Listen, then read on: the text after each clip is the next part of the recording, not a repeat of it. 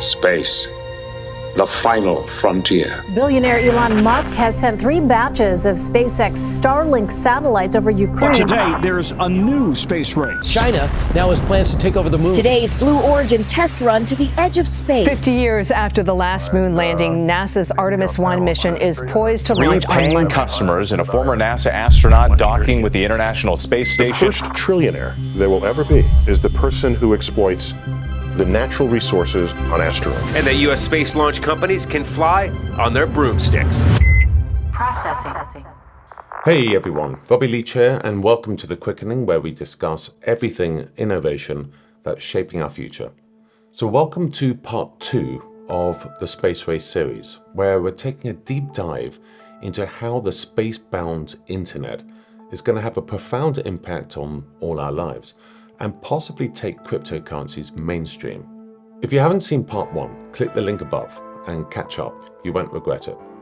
In this episode, we're going to take a closer look into low Earth orbit satellite constellations, namely SpaceX's Starlink, and how the system changes things up quite a bit. Satellite internet from low Earth orbit, coupled with cutting-edge technology, presents an entirely new approach in providing high-speed internet. So not only will it provide ubiquitous internet across the entire globe, but it will provide stable broadband speeds regardless of location. This is access for all, everywhere. You see, satellites orbiting in LEO, low Earth orbit, are just 300 miles above us at any given location and transfer signals between them at light speed in the vacuum of space. This is a much shorter distance than that of subsea or overland cables connecting the internet around the globe today.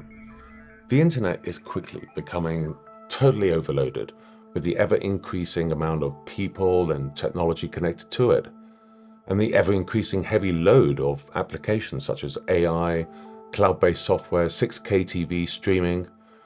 Satellite internet will at the very least take some of that load and certainly reach further afield, and no doubt has a compelling business case. But there's much more to it, much more.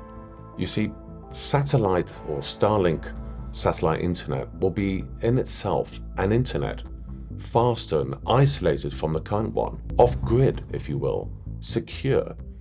And this alone may well be the answer to many industries relying on the current infrastructure, a gateway to a new iteration of the internet, Web 3.0. Stick around, it's going to get very juicy. Flat Earthers, look away now. One small step for man. 5, 4, 3, 2, 1, 0. Landing sequence initiated. Mission complete. This is the holy grail of rocketry. You know, just 5 years ago, the thought of a private company sending up thousands of internet satellites into orbit would have seemed nuts. Only now are the stars aligned, no pun intended. Technology is where it needs to be. Everything's getting smaller and better and faster, and rocket launchers are way cheaper and can carry heavier payloads.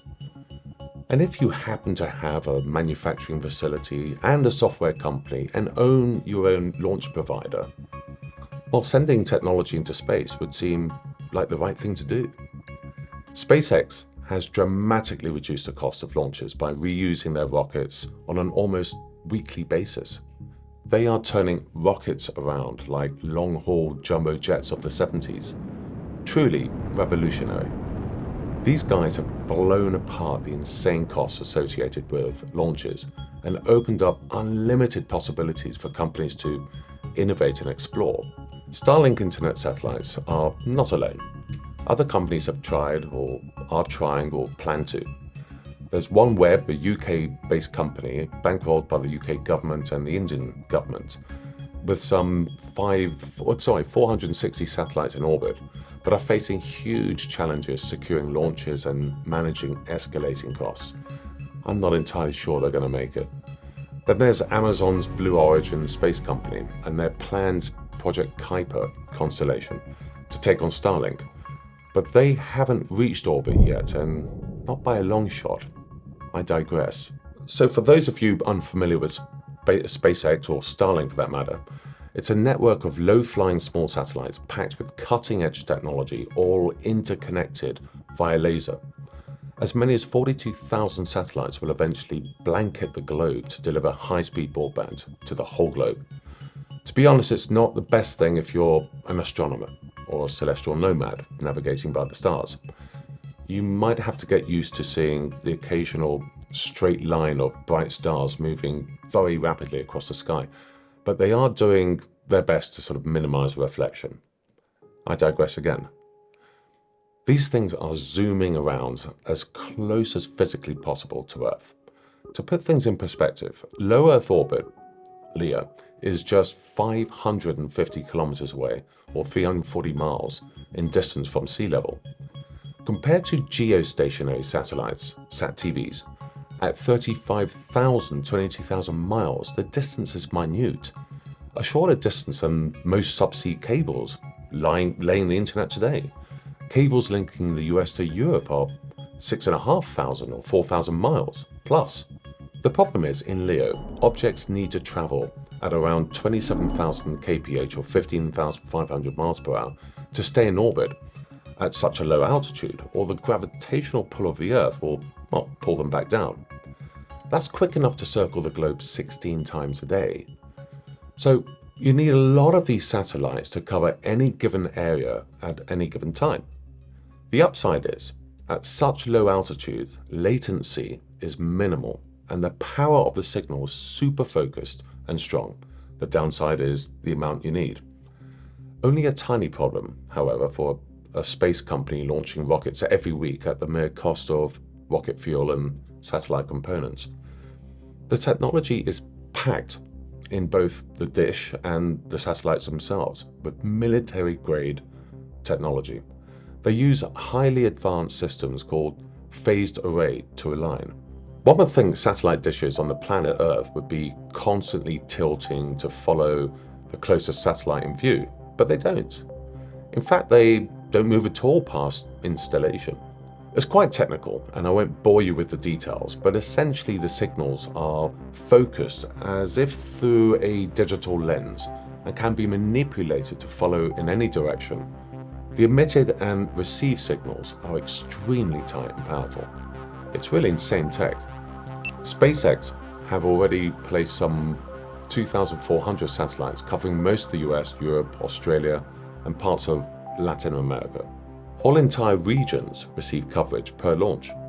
Each launch, 35 this year alone, carry some 60 satellites at a time. However, check this out. Starship, SpaceX's next generation rocket, coming online in maybe 24, can carry more than 400 at a time, further decreasing costs. So imagine weekly launches would be sending 20,000 satellites a year. There's no taking on these guys. They are light years ahead, literally.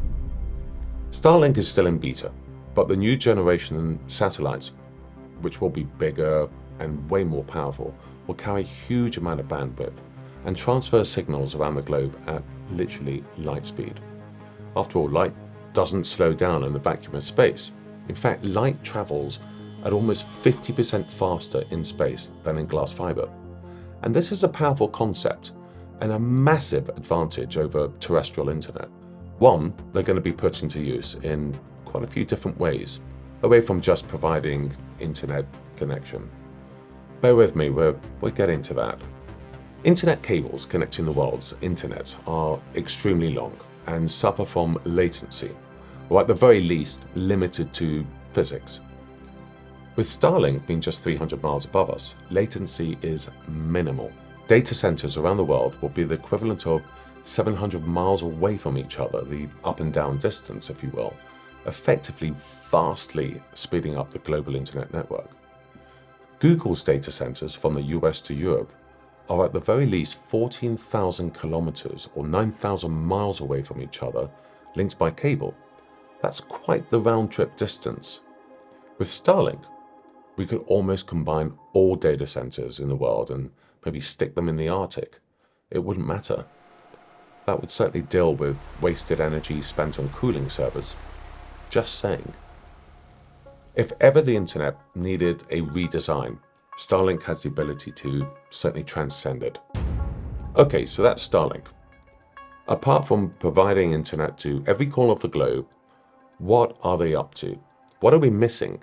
I mean, what else could one use a mega satellite constellation for?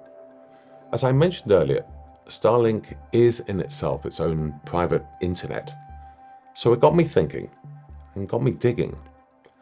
Surely an online marketplace of some description could profit from placing itself securely in space, take advantage of a hyper-network off-grid, away from the menacing AI bots plaguing the internet, away from the insane traffic and bottlenecks, profit from a clean and secure version of the net today?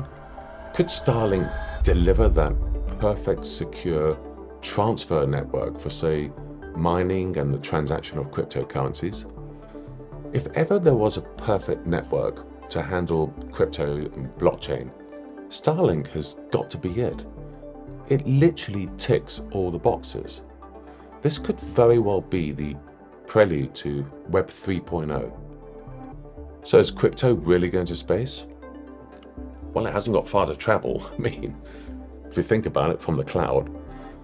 But one thing is for sure, with the ever-mounting pressure from regulators tackling energy usage and their desire to centralize crypto, space might just be the perfect solution. Stay tuned for the final part of the series.